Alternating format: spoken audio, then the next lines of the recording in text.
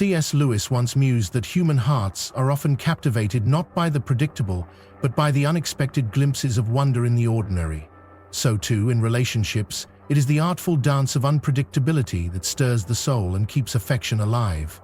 Women, like men, crave a partner who injects vitality and mystery into life, a positive, controlled spontaneity that enriches the bond rather than unsettling it. Picture the joy of an unplanned sunset picnic, the thrill of a spontaneous road trip, or the delight of an impromptu conversation that plumbs unexpected depths. Such surprises are not chaos but creativity. They reflect thoughtfulness and attention, qualities that keep curiosity alive. The predictable may offer comfort, but the well-timed surprise, the purposeful unpredictability, transforms comfort into enchantment and ensures that the shared journey remains dynamic and alive. The Shepherd's Call, a tale of grace and redemption. In the heart of the Galilean hills, as the sun dipped below the horizon and painted the sky in hues of gold and crimson, a shepherd named Elias tended his flock. The air was still, except for the occasional lamb bleat or leaves rustle in the evening breeze. Elias was just another shepherd to the villagers who passed him, unremarkable, unimportant, a man of little consequence. But they didn't see the weight Elias carried, a heavy burden on his soul. Elias was a man haunted by failure. His fields had withered during a drought, his debts had mounted, and his family had grown distant. One night, as he sat under a lone olive tree overlooking his flock, he cried into the emptiness. "Where are you, Lord? Do you see me? Do you care?" His voice faded into the silence, met with nothing but the soft murmur of the wind. Yet, in that silence, a whisper seemed to echo in his heart. "Seek me, and you will find me." Elias dismissed it as his imagination, but the words lingered, persistent as the stars that dotted the night sky. Days turned to weeks, and the whisper would not let him rest. It beckoned him with a promise he couldn't ignore. Driven by an unshakable longing, Elias decided to journey to the wilderness, where prophets of old had heard God's voice. The wilderness was harsh and unyielding, a barren land where survival seemed impossible. Each step was an act of faith, each obstacle a test of resolve. Elias encountered parching thirst, searing heat, and the gnawing doubts that crept into his mind. What if God does not answer? What if he is not there at all? But on the seventh night, as he knelt on the stony ground under a vast expanse of stars, a sudden wind swept through the wilderness. It was not the dry, scorching wind Elias had grown accustomed to, but a gentle, cooling breeze.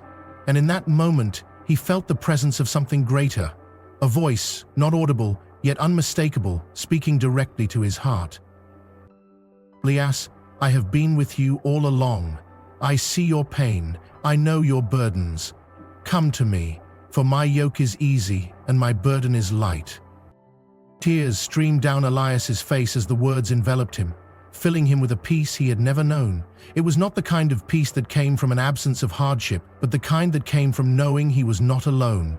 In that moment, Elias realized that God had never been far away. It was Elias who had wandered, lost in his despair, unable to see the shepherd who had been pursuing him all along. When Elias returned to his village, he was not the same man. His circumstances had not changed. His debts remained unpaid, his fields still barren, but his heart was light and his spirit unbroken. He began to share his story with anyone who would listen, telling of the God who seeks out the lost, who answers the cries of the brokenhearted. "Why would God care about a simple shepherd like you?" some would scoff. Elias would smile and reply, "Because the shepherd always cares for his sheep, even the smallest, even the weakest, especially them."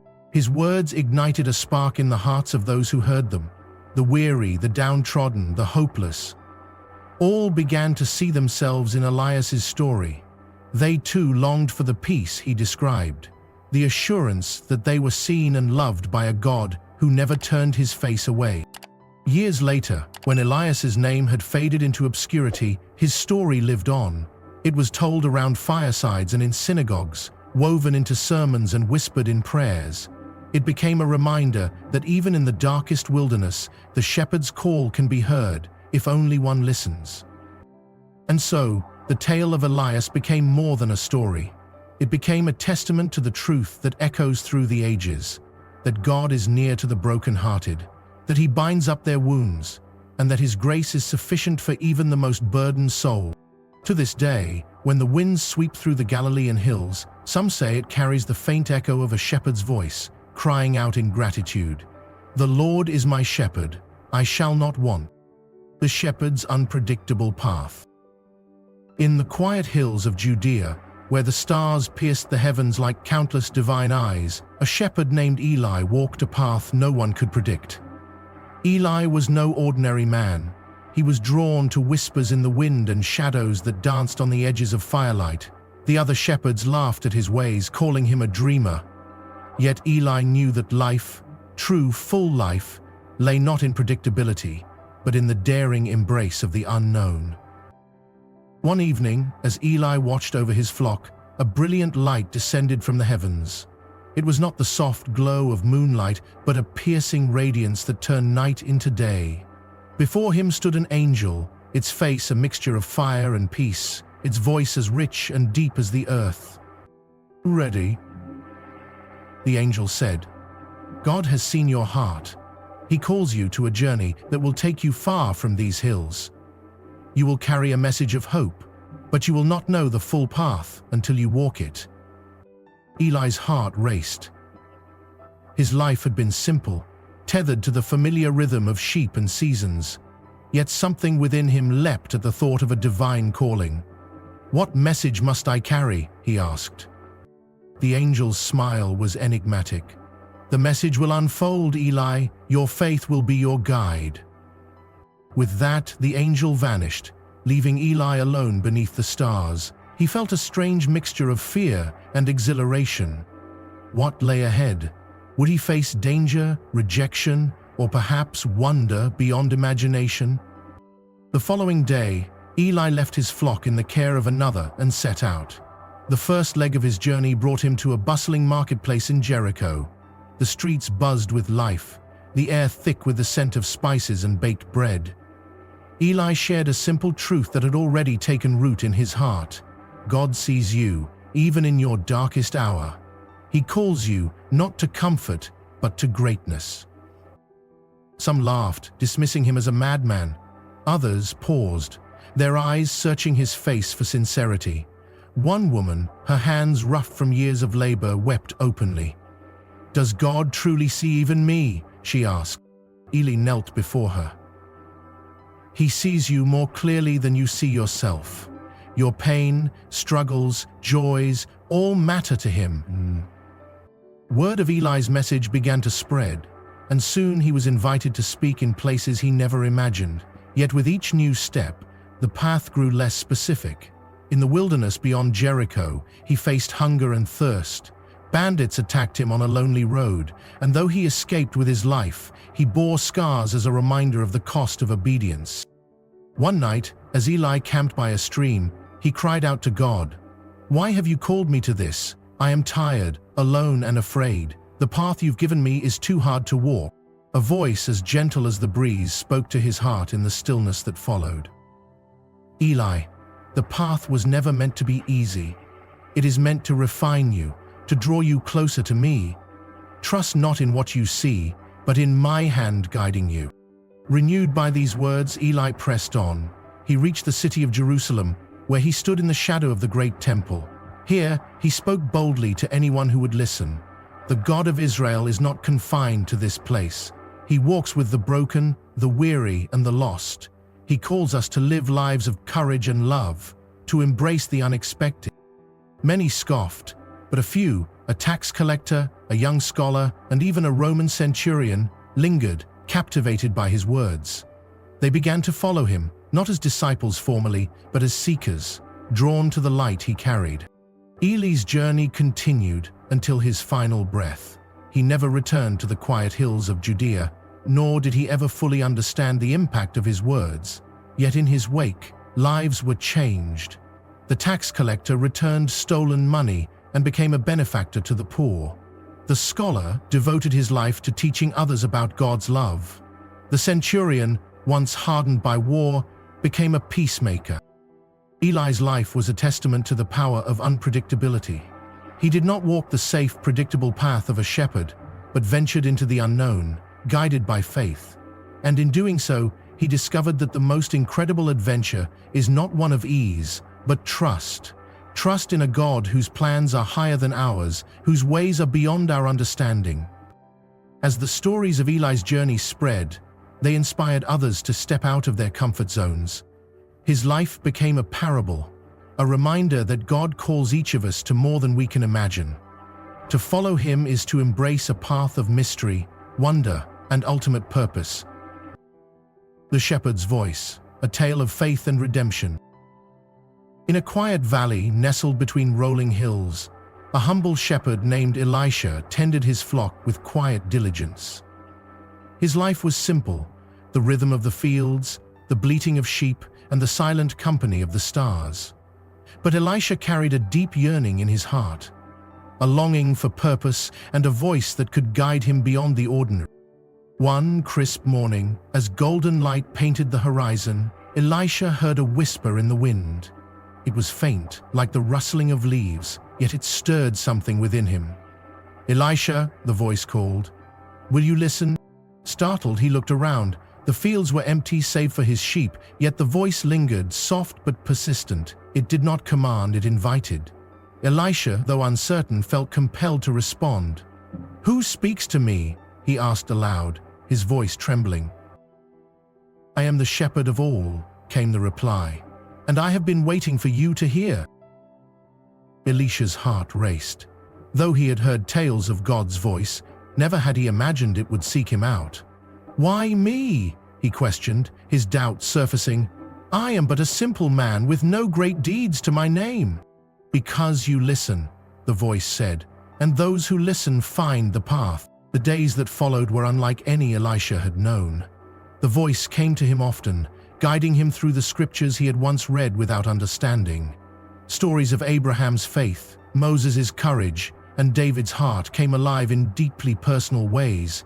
He realized these weren't just tales of ancient times, but reflections of struggles and victories every heart could relate. One evening, as twilight descended, the voice asked him to share what he had learned with others. Elisha hesitated. "But I am no teacher," he protested. "Who would listen to me?" The gentle yet firm voice replied, "The strength of the message lies not in the speaker, but in its truth. Speak, and I will give you words." And so, trembling yet resolved, Elisha began to share. He spoke of faith not as a rigid commandment, but as a living relationship that required active listening. "To listen is to honor," he would say, "for in listening we give our hearts the space to understand God's will." He told of Peter, who walked on water not because of his strength, but because his eyes were fixed on Christ. He spoke of Mary, who chose to sit at Jesus' feet, listening while others busied themselves. Their faith was not passive, he explained. It was the courage to pause, to truly hear. As Elisha shared these stories, something remarkable happened. The villagers, who had once dismissed him as an ordinary shepherd, gathered around him. They were drawn not by his eloquence, but by the sincerity of his words. Elisha spoke as one who had heard the voice of God and was eager to help others listen to it too. One night, as he spoke by the flickering light of a lantern, a woman named Miriam approached him. Tears welled in her eyes as she said, "For years I have prayed for guidance, but I never felt heard. Your words make me wonder, have I not been listening?" Elisha smiled, his voice soft. "God's voice often whispers, Miriam. It does not demand attention, it invites it. Perhaps the noise of our fears and desires has drowned it out, but it's never too late to quiet our hearts." Miriam nodded, her tears giving way to a smile. That evening she sat in silent prayer, her heart open for the first time in years, and in that stillness she too heard the whisper. The weeks turned into months, and Elisha's once quiet life transformed. The valley became a place of renewal, a sanctuary where people came not for miracles, but for the simple yet profound act of listening. Elisha always reminded them, listening is not merely hearing, it is the readiness to be changed. One day, as Elisha stood on a hill overlooking the valley, he asked the voice, "Why have you chosen me for this work?" The voice replied, "Because you listened when others would not, and through your listening, you have helped others hear." Elisha's eyes filled with tears. He realized that his calling was not to be great in the eyes of men, but to be faithful in the quiet work of leading others to the shepherd's voice. From that day forward, Elisha's life remained simple, yet it was filled with a purpose greater than he had ever dreamed, and the voice, ever patient, continued to guide him, not with thunderous commands, but with the quiet assurance that comes to those willing to listen. The Shepherd and the Thief, a tale of redemption and grace. In the stillness of the Judean night, as the thief crept closer, the shepherd turned. "Who's there?" His voice was steady, carrying neither fear nor hostility. The thief froze. Most would have called for help or threatened him, but this man didn't. His calmness was unsettling, as though he already knew who the intruder was. "Stay where you are," the thief barked, trying to mask his nervousness. The shepherd didn't flinch. Instead, he stepped forward, his face illuminated by the moonlight. His eyes held a kindness that disarmed the thief, a gaze that seemed to pierce through the man's rugged exterior to the bruised soul beneath. "You've come for the sheep," the shepherd said plainly. "But it's not the sheep you need." The thief hesitated. His whole life had been a battle for survival. Trust no one, take what you can, and move on. Yet this man's words stirred something unfamiliar within him, making him want to stay and listen. "Who are you to tell me what I need?" the thief snapped, though his voice lacked its usual venom. The shepherd smiled. "I know you better than you know yourself. You've been running, haven't you? From the law, from pain, from yourself." The thief's hands trembled. He had always prided himself on being unshakable, but this shepherd spoke as if he had walked the same dark paths. "Why do you care?" the thief muttered. "What difference does it make to you?" "It makes all the difference," the shepherd replied.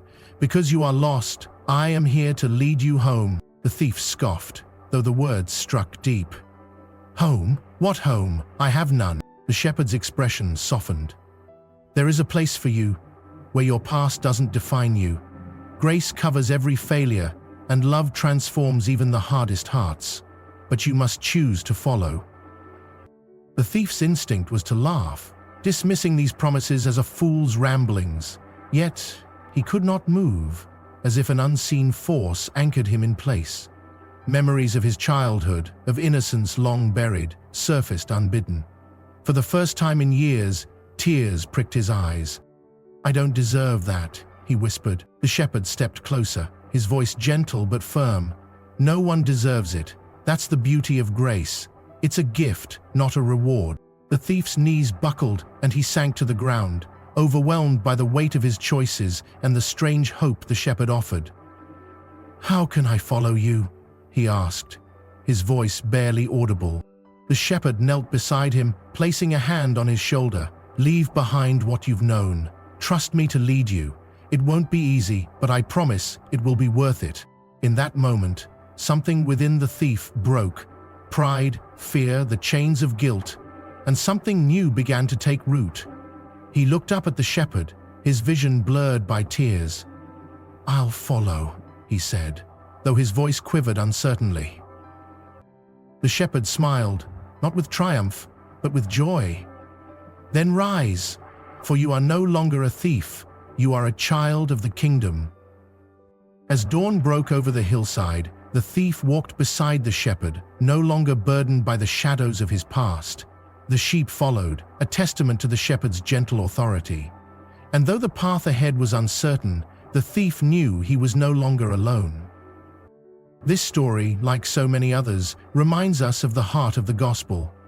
It is not about what we have done, but about what he has done for us. It is not about our worthiness, but about his grace. Ultimately, the thief found what he had been searching for, not wealth or security, but redemption and belonging. The Light of Grace, a tale of redemption and love. In a land where the skies stretched endlessly over hills cloaked in emerald green, there lived a young man named Eli.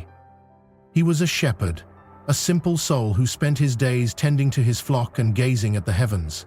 Yet, Eli's heart bore a shadow, a deep doubt that he was worthy of love or purpose.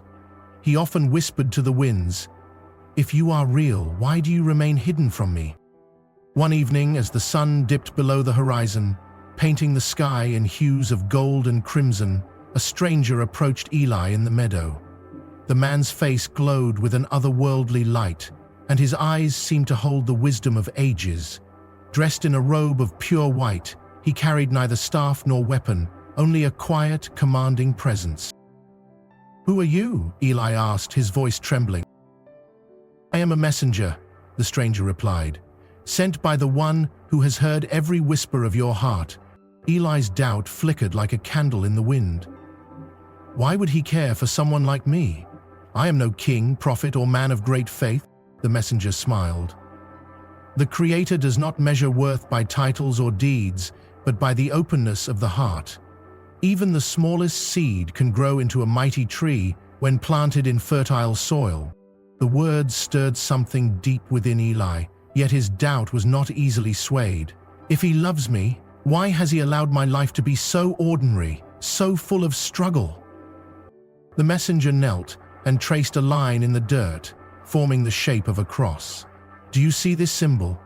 It is a reminder that the greatest love often reveals itself through suffering. Long ago, a man bore the weight of the world's sin on a hill called Golgotha. He was mocked, beaten, and nailed to a tree, not because he was powerless, but because he chose to redeem those who could not save themselves. Eli stared at the cross, his heart pounding. But why me? What have I done to deserve such love? You misunderstand, the messenger said gently. Love is not something to be earned. It is freely given. You were chosen not for what you have done, but for who you are, a beloved child of the Creator. As the words sank in, the meadow around them seemed to glow with an ethereal light. The sheep, grazing peacefully, lifted their heads as if sensing the presence of something holy. Eli fell to his knees, tears streaming down his face. What must I do? The messenger placed a hand on Eli's shoulder. Believe, trust that his love is enough, and share that love with others, for in doing so, you will find your true purpose. The light surrounding them grew brighter until it was almost blinding. When Eli opened his eyes, the stranger was gone, but the cross drawn in the dirt remained, a silent testimony to their encounter. In the days that followed, Eli was transformed. He no longer walked through life as a man burdened by doubt, but as one lifted by grace. He spoke of the love he had encountered to anyone who would listen, and his words carried a weight that touched even the hardest of hearts. Years later, as an old man, Eli often sat by the fire, recounting the messenger's story to his grandchildren. He would tell them, "Do not seek to earn love, for it is already yours. Do not fear your struggles, they are the soil where faith grows. And above all, remember the cross, for it is the greatest story ever told."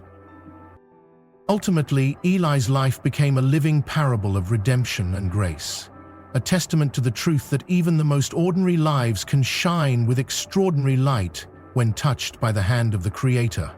And though his days on earth were numbered, his legacy of faith and love lived on, carried in the hearts of those who heard his story and believed. The Shepherd Who Leads, a story of divine leadership. A shepherd named Eliab lived in the quiet hills of Galilee, where olive trees whispered ancient secrets and streams carved paths through rugged earth. He was a man of steady hands and a calm heart, known for his gentle care of his flock. But Eliab's simple life was destined to echo a truth as profound as the heavens. Authentic leadership lies in trust, wisdom, and action. One evening, as the sun cast golden hues across the valley, Eliab noticed a small lamb trembling near a jagged ravine. It had strayed, drawn by the allure of wildflowers, and now stood perilously close to the edge. Eliab moved swiftly but without panic. He did not shout or wave his staff recklessly. Instead, he whistled a clear, steady tune, a sound the lamb had heard countless times before, a sound that spoke of home. The lamb paused, its ears flicking, and turned toward the shepherd's voice. Though unnoticed by the world, this simple act was rich with meaning. Eliab demonstrated something rare and precious, leading with calm assurance. His leadership was not merely about authority, but about understanding the needs of those he guided. Like a captain charting a course through uncertain waters, Eliab inspired confidence not through force, but through dependability. The story of Eliab mirrors a greater narrative woven into the fabric of Scripture. Consider the moment in the Gospel of Matthew when Jesus called Peter to walk on water. The disciples, trapped in a boat buffeted by the wind, were gripped by fear. But Jesus, walking across the waves, spoke words that echoed through the storm. "Take courage, it is I, don't be afraid." Matthew 14:27 NIV. When Peter stepped out, it wasn't blind bravado, it was faith responding to the leadership of Christ. Yet, as the waves roared louder, Peter's confidence faltered, and he began to sink. Jesus immediately reached out and caught him, saying, "You of little faith, why did you doubt?" In this moment, Jesus demonstrated that leadership is not just about guiding, it's about being present, ready to lift others when they falter. Why is this kind of leadership so magnetic? It provides something every heart longs for: security. A shepherd who plans safe pastures, a leader who charts a path through peril, a savior who speaks peace into chaos. Each creates an environment where trust can flourish. When someone steps forward with decisiveness and care, it allows others to breathe easier, knowing they are not alone in the storm. Eliab's tale takes an intriguing turn when, one fateful day, a lion prowled near the flock. The animal was massive, its mane a fiery crown against the dusk. The sheep scattered in terror, bleating their alarm. Eliab, though his heart raced, stood firm. He grasped his sling, a simple tool he had practiced with many times, and chose a smooth stone. He whispered a prayer, not of fear, but of trust. "The Lord is my shepherd, I lack nothing." Psalm 23:01 NIV. With a sharp whistle, Eliab called the scattered flock back toward him. Though the lion roared, it hesitated, confused by the shepherd's calm authority. And then, with a skill born of preparation and faith, Eliab let the stone fly. It struck the beast with precision, sending it retreating into the shadows. The sheep huddled close to their shepherd, their terror melting into trust. This echoes another ancient story, the young David facing Goliath. Like Eliab, David's courage sprang not from recklessness, but faith in God and years of practice as a shepherd. His decisive action, rooted in wisdom and trust, turned the tide for Israel and proved that true strength lies not in size, but in the heart that leads. For those who follow Christ, the call to leadership is both a privilege and a responsibility. It's about planning paths with care, suggesting steps forward with clarity, and balancing decisiveness with compassion. A leader must be attentive to the needs of others, like Eliab, who knew his flock's fears, or Christ, who calmed the storm for his disciples. But here lies the balance. Decisiveness does not mean ignoring the preferences of those we lead. When Jesus multiplied the loaves and fishes, he asked his disciples to distribute them, involving them in the miracle. At its best, leadership is a partnership, a harmony of guiding and including. The hills of Galilee hold many untold stories, but Eliab's legacy whispers an eternal truth. Leadership is not about dominance, but about service. It is about stepping forward with faith, offering a steady hand when the path is rough, and above all, it is about reflecting the love of the greatest shepherd, who calls us by name and leads us into peace. As the stars glimmered over the valley that night, Eliab sat among his sheep, his heart full of gratitude. He mirrored the one who leads us all in his small acts of courage and care. And in following his example, we find the courage to lead in love, trusting that the shepherd's voice will always guide us home. The Shepherd's Call, a journey through grace. It was a still evening in Judea, where the horizon blushed with the last rays of the sun, painting the hills in golden shadow. Samuel, a young shepherd, leaned against his staff, gazing out over the vast expanse of wilderness. His sheep grazed peacefully, but his heart was restless. Questions about his faith and the tales of old swirled within him.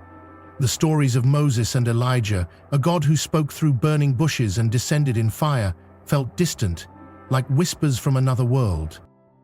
Does he still speak? Samuel wondered aloud. Or have we grown too deaf to hear? As the first stars began to twinkle, a faint breeze carried with it a voice, soft yet commanding. Samuel. Startled, he turned, but there was no one in sight. Only the sheep, unperturbed, continued their grazing. The voice came again, more precise this time, yet impossibly gentle. Samuel, why do you doubt? Who speaks? Samuel asked, his voice trembling. Is this a dream? The voice, resonant with power and warmth, replied, I am the shepherd of shepherds, the one who leads the lost and binds the brokenhearted. Samuel's knees buckled, and he fell to the ground. Lord, forgive my doubt, he whispered. Rise, my child, the voice said. I have a task for you. With those words, the world around him seemed to shift. The wilderness blurred, and Samuel found himself standing before a great plain. In the distance, a city burned with unholy fire. Its walls were high, its gates shut tight, and the cries of its people echoed in the air. Samuel hesitated. Lord, who am I to speak for you? I am but a simple shepherd. It is not your strength that matters, but your willingness. My power is made perfect in weakness. Emboldened by these words, Samuel nodded. I will go, Lord, but how will they know it is you who sends me? The voice replied, Carry this staff. Through it, they will see my might. Samuel looked down and saw his shepherd's staff glowing faintly with a divine light. A surge of peace and strength coursed through him when he touched it. Without another word, he set off toward the burning city. As he approached, the heat from the flames grew intense, but the staff in his hand seemed to shield him. At the gates, the guards laughed. What is this boy with a stick doing here? One jeered. Samuel lifted the staff, and the flames behind the walls recoiled as if afraid. The gates creaked and groaned before bursting open. Silence fell over the crowd within as they turned to face the unassuming shepherd. People of the city, Samuel began, his voice carrying with a power not his own. You have turned from the one who created you. You seek fulfillment in the works of your hands and the desires of your hearts, but these will not save you. Return to the shepherd who calls you by name. Some mocked him, their laughter echoing through the square. Others whispered among themselves, unsure. But a few, the weary, the broken, the desperate, stepped forward. How can we return? One woman asked, tears streaming down her face. Samuel held out the staff. Come and see. As they approached, the light from the staff enveloped them, and their burdens seemed to lift. The flames that had consumed the city began to die, replaced by a gentle golden glow. The once imposing walls crumbled, revealing the beauty of the land beyond. The voice spoke again, this time for all to hear. I am the good shepherd. I lay down my life for my sheep. Come to me, all who are weary and burdened, and I will give you rest. And so, the city's people followed Samuel out into the open fields, where they began anew. The shepherd's voice guided them, and grace softened their hearts, once hardened. Samuel, the once doubtful shepherd, became a beacon of faith. He carried the staff wherever he went, sharing the shepherd's call with those who would listen. And though the journey was not without trials, he never walked alone. The shepherd who had called him that evening in Judea was faithful, and his voice continued to echo in Samuel's heart, a reminder that even the smallest of us can carry the greatest of truths. Learning to trust the God who sets boundaries. In the grand tapestry of Scripture, one theme stands out like a golden thread woven through time: boundaries.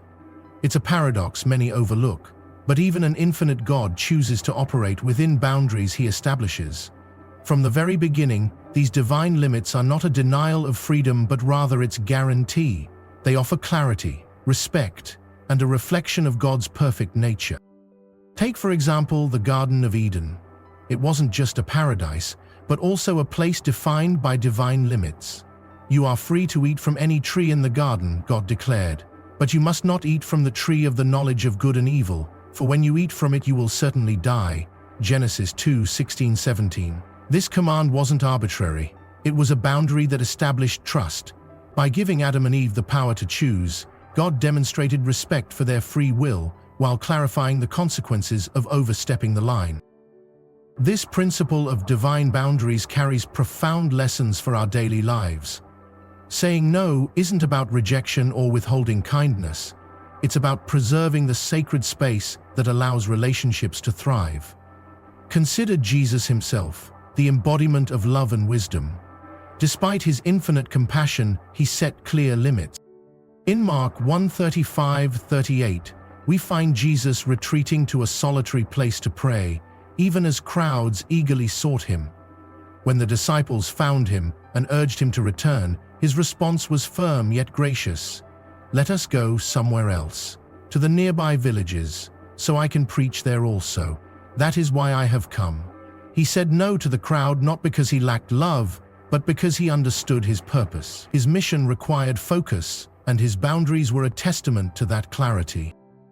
Why then do we struggle to set our limits? The answer often lies in fear, fear of rejection, fear of conflict, or fear of appearing unkind.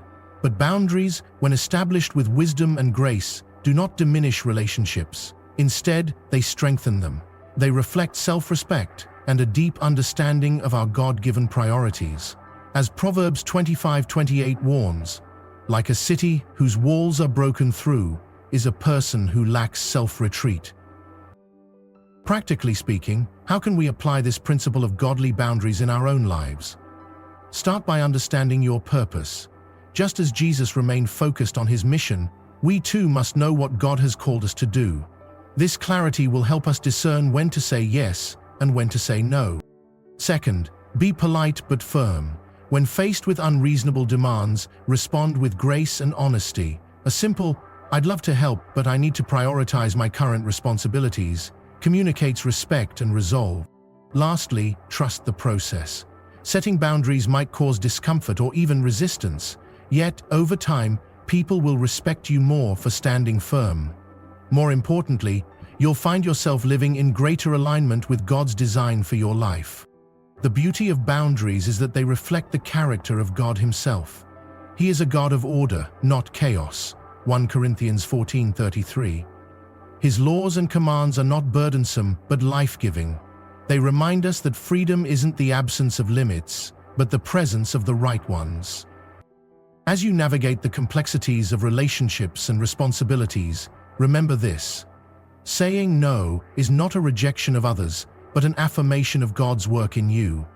It's an act of faith, trusting that his plans for you are greater than the expectations of those around you.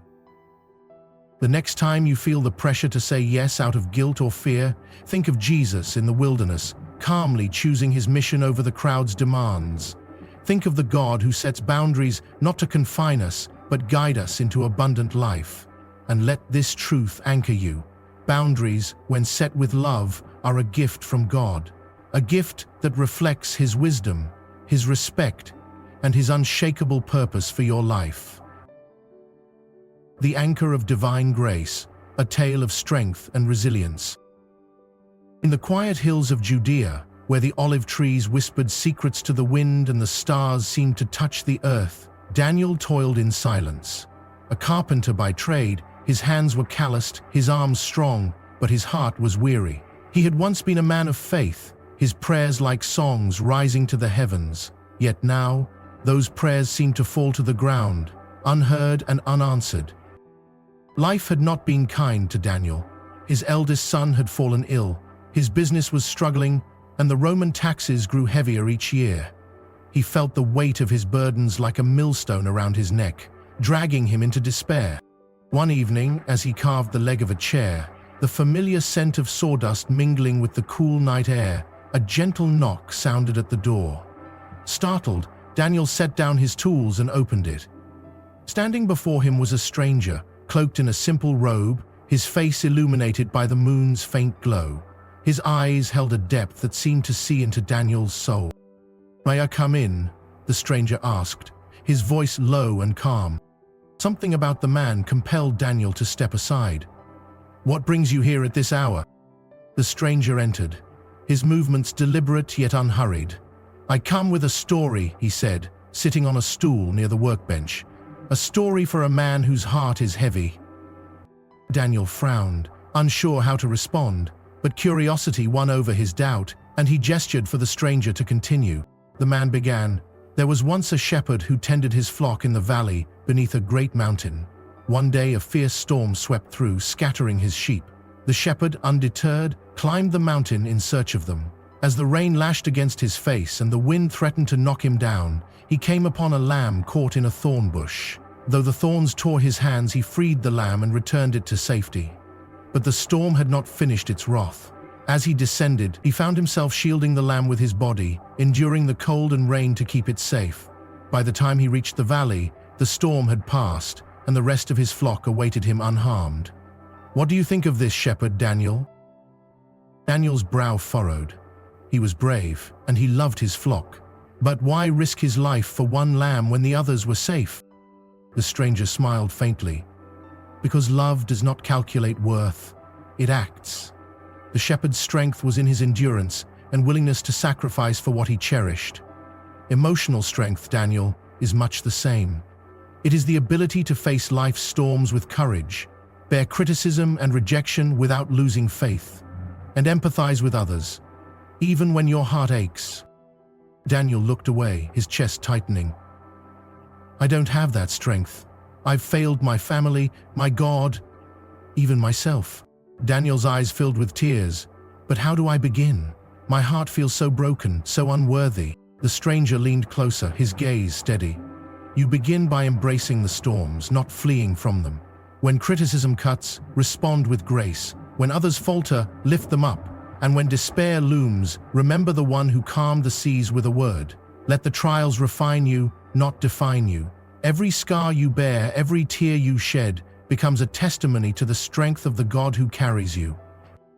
The room fell silent, the weight of the words settling over Daniel like a mantle of peace. For the first time in years, he felt a flicker of hope, a reminder that his struggles were not meaningless, nor was he alone. As the stranger rose to leave, Daniel called out, "Wait, who are you?" The man paused at the door, his figure bathed in moonlight. "A friend," he said, his voice carrying a warmth that lingered long after he was gone. In the days that followed, Daniel found himself changed. When his son cried out in pain, he knelt by his side and prayed with a fervor he thought had died. When his neighbors mocked him for his faltering business, he responded kindly.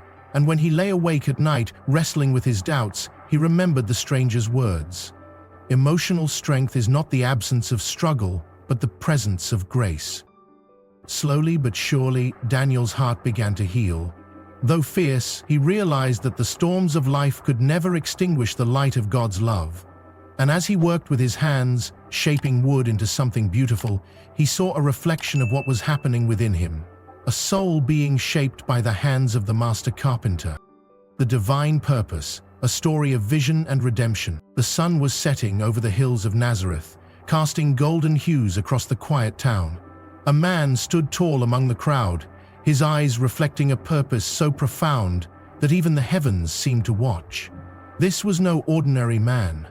This was Jesus of Nazareth, the Son of God, walking among men with a mission that would forever alter the fabric of history.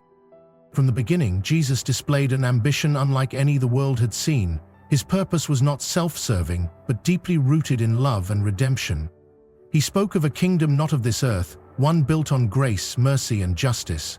Those who followed him were drawn by the clarity of his vision and the unwavering determination with which he pursued it.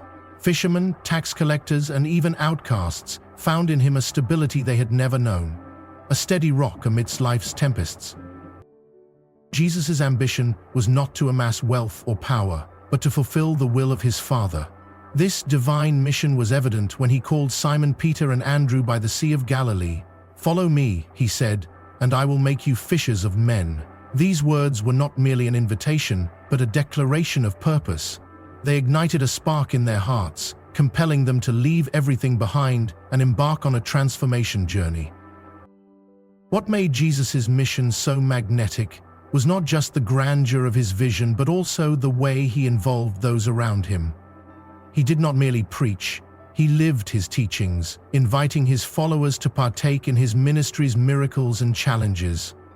When he fed the 5,000 with 5 loaves and 2 fish, he demonstrated divine power and a profound lesson. The little we have, when surrendered to God, can multiply beyond measure. Women too found in Jesus a figure of unparalleled respect and inclusion. Mary Magdalene, often misunderstood and judged by society, discovered a source of dignity and purpose in him. To her and many others, Jesus was a beacon of hope, a leader who saw their potential rather than their past. His compassion and unwavering commitment to lifting the downtrodden revealed a balance of ambition and love that was both rare and inspiring. Yet Jesus' journey was not without trials. The night in Gethsemane is a testament to his mission's weight. Kneeling in anguish, he prayed, "Father, if it is possible, let this cup pass from me, yet not my will, but yours be done." This moment of vulnerability showed the depth of his humanity while underscoring his divine determination. Here, his ambition, rooted in obedience and love, shone brightest. Once a symbol of shame, the cross became the pinnacle of his purpose. As he hung there, bearing the sins of the world, his words, "It is finished," resonated not with defeat but with triumph. Jesus fulfilled his mission in that moment, bridging the chasm between humanity and God. His sacrifice was the ultimate act of ambition, a goal pursued with unwavering resolve, born of a love that transcends understanding. For those who follow his example, Jesus' life offers profound lessons. When aligned with a higher purpose, ambition becomes a force for transformation. It inspires others, fosters community, and brings glory to God. Yet it must be balanced with humility and love, ensuring that those we lead feel valued and included in the journey. As we reflect on his life, we are reminded that true greatness lies not in seeking our glory, but in serving others. Like Jesus, we are called to pursue our God-given purpose with determination, to lift those around us, and to trust that, even in the darkest moments, the light of his love will guide us home. The Potter's Hands, a tale of transformation. The road to self-discovery and growth is rarely smooth, and for one man, it began with an ancient parable he encountered during his darkest hour. Jonathan, a young scholar obsessed with ambition and achievement, had spent years chasing accolades and wealth. Yet, as he stood amidst the ruins of his personal life, he felt the gnawing void that even the most significant accomplishments could not fill. During this time of despair, he stumbled upon the story of the potter and the clay, a story that would ignite a journey of transformation. The tale began with a vision given to the prophet Jeremiah. He observed a potter at work shaping a vessel from clay, but as the pot spun on the wheel, the clay became marred in the potter's hands. Without hesitation, the potter reshaped it into another vessel as seemed best to him. "Can I not do with you as this potter has done?" the Lord declared, reminding the people of his power to shape and reshape their lives. For Jonathan, this simple image of the potter's hands conveyed a profound truth. Growth requires surrender to the process of being shaped. He had always resisted change, clinging to his flawed but familiar ways.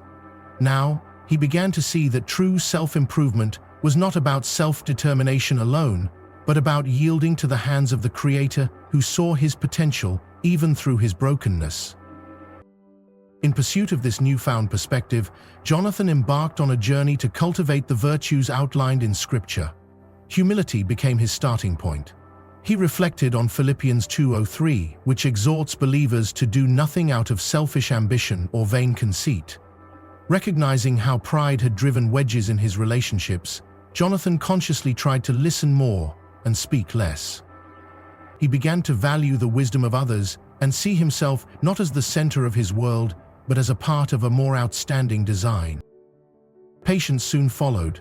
In a world that glorified instant gratification, waiting seemed counterintuitive, yet Ecclesiastes 3:1 reminded him that there is a time for everything and a season for every activity under the heavens. Jonathan learned to trust the slow work of the potter. Like the clay on the wheel, his rough edges would not disappear overnight, but he trusted that the reshaping process was worth the wait. In the potter's castle city, Jacob worked his way through the kitchens, each with a different mission. His patience always grew with him.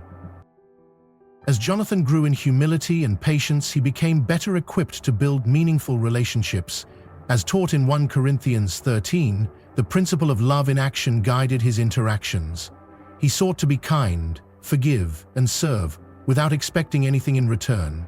The more he aligned his heart with these truths, the more he realized that true greatness lies not in self-promotion, but in self-giving. The turning point came when Jonathan faced a betrayal by a close friend. His initial instinct was to retaliate, but he recalled Romans 12:21, "Do not be overcome by evil, but overcome evil with good."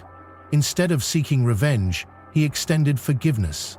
It was not an easy choice, but in doing so, Jonathan felt a weight lifted from his soul.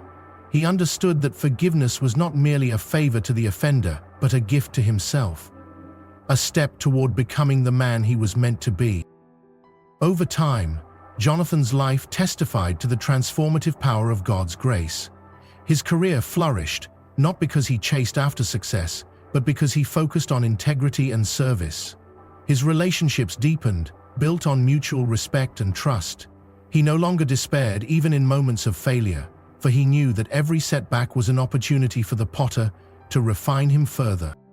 Jonathan's story is a reminder that becoming a high-value individual is not about attaining perfection, but embracing continuous growth. Like the clay in the potter's hands, we must allow ourselves to be shaped and reshaped, trusting that every twist and turn on the wheel has a purpose.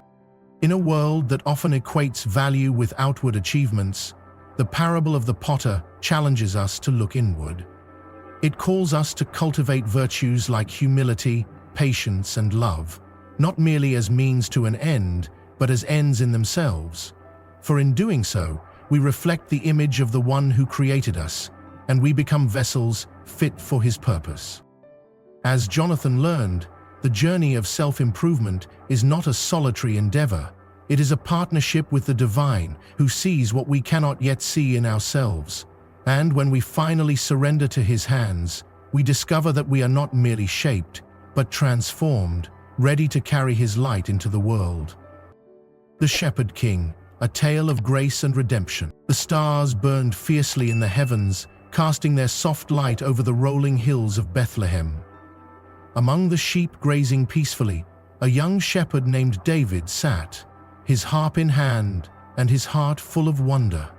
David, the youngest of his family, was a boy of modest strength yet immense courage. By day, he battled lions and bears to protect his flock.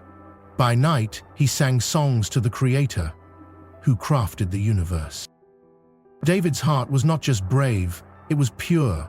When he sang, the heavens seemed to listen, and the stars seemed to dance to the tune of his melodies. But even he could not have foreseen the destiny that awaited him, a destiny that would transform him from a humble shepherd to a king God chose. One fateful day, the prophet Samuel arrived at the house of Jesse, David's father. Sent by God, Samuel was tasked with anointing the next king of Israel.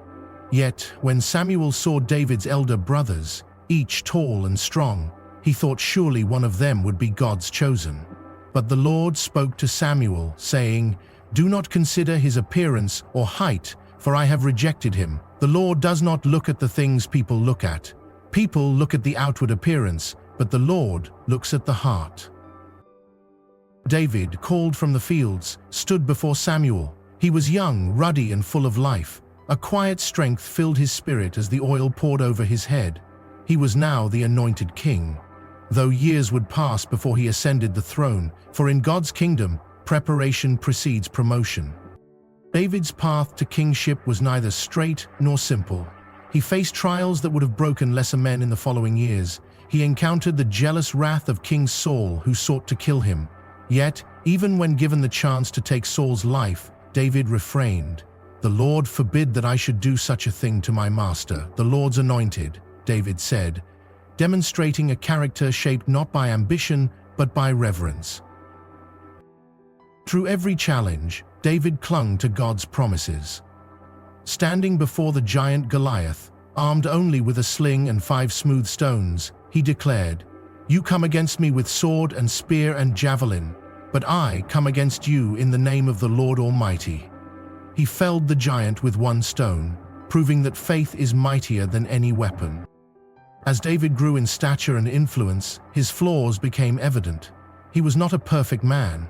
He sinned grievously, and the story of his transgression with Bathsheba is a stark reminder of the human propensity for failure. Yet, even in his darkest hour, David turned to God with a repentant heart. "Create in me a clean heart, O God, and renew a right spirit within me," he prayed. Not his perfection endeared him to God, but his humility and willingness to seek forgiveness. David's life, marked by triumph and tragedy, serves as a mirror for our journeys. Like David, we face giants that seem insurmountable. We wrestle with the weight of our failures and the yearning for redemption. Yet the story of David reminds us that God does not abandon his children. He transforms shepherds into kings and turns broken vessels into instruments of his glory. This story is not just David's, it is ours. It speaks of a God who sees beyond our flaws and calls us to a higher purpose. It challenges us to trust his timing and to walk in faith even when the path ahead is unclear. Most importantly, it reminds us that true greatness lies not in worldly power, but in a heart surrendered to the Creator. As you ponder the life of David, consider the giants in your own life. What battles are you facing that seem impossible to overcome? Remember, the same God who empowered David is with you. Your strength is not your abilities, but your willingness to trust him. If you're seeking to grow in confidence, ambition, and self-mastery, take this lesson from David. A high-value life begins with a high-value heart, anchored in faith, humility, and purpose. Let this be your call to action. Reflect on the lessons of David and apply them to your journey. Share this story with others who might need encouragement. Subscribe to this message of hope, and together, let's pursue the path of faith and growth. In God's story, every chapter is one of grace and redemption. The Shepherd and the Thief, a tale of redemption and grace. In the stillness of the Judean night, as the thief crept closer, the shepherd turned. "Who's there?" His voice was steady, carrying neither fear nor hostility. The thief froze. Most would have called for help or threatened him, but this man didn't. His calmness was unsettling, as though he already knew who the intruder was. "Stay where you are," the thief barked, trying to mask his nervousness. The shepherd didn't flinch. Instead, he stepped forward, his face illuminated by the moonlight. His eyes held a kindness that disarmed the thief, a gaze that seemed to pierce through the man's rugged exterior to the bruised soul beneath. "You've come for the sheep," the shepherd said plainly. "But it's not the sheep you need." The thief hesitated. His whole life had been a battle for survival. Trust no one, take what you can, and move on. Yet this man's words stirred something unfamiliar within him, making him want to stay and listen. "Who are you to tell me what I need?" the thief snapped, though his voice lacked its usual venom. The shepherd smiled. "I know you better than you know yourself. You've been running, haven't you? From the law, from pain, from yourself."